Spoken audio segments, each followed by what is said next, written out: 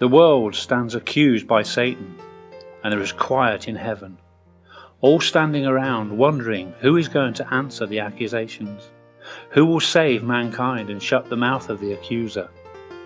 No one moved.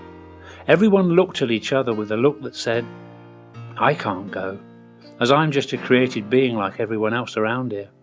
So, who am I that I might save mankind? This went on for a while as no one seemed to have the answer.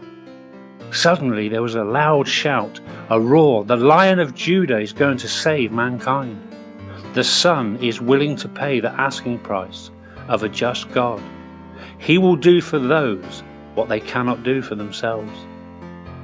Now the question comes, why? Why did Jesus agree to go? Some will say he was the only one who was holy and righteous enough to pay the price, and that is true. But what made him agree to go? There had to be a reason other than knowing about himself, that which we have just stated.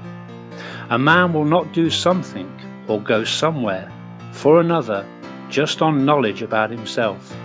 Something bigger than himself must be at work, and the reason for his going needs to be the driving factor behind it.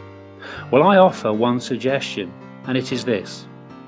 Jesus didn't look at the situation through natural eyes.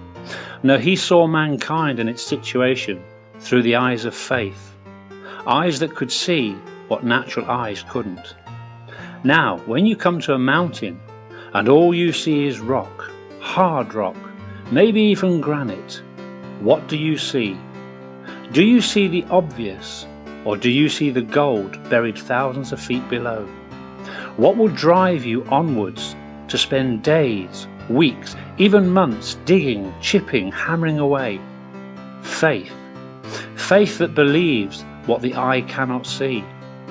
Jesus looked into eternity future, and that's you and me, and he saw deep in the bowels of humanity what God had buried there.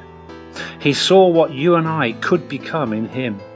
He saw that nugget of gold that was deep inside you and me, that was worth fighting and dying for. He saw the completion of the Father's plan, the plan to build one nation out of many who would worship him in spirit and in truth. So when you see a woman lying in the gutter, covered in sores and dirt, with needles emptied of their drugs into her arm, do you see the addict, or do you see the beautiful woman coming down the aisle, dressed in white, with eyes only for you, about to dedicate her whole life to you as her husband? Or the drunk in the corner, covered in sick? What do you see? Do you see the most brilliant scientist who will discover the cure for AIDS? One thing I do know is this, and that is that you will never know until you begin to use those eyes of faith that Jesus had when he looked into the future and saw you and me waiting to be born, sinful, drug-filled, alcohol abused, discarded by the world. And he knew why he had to pay the price.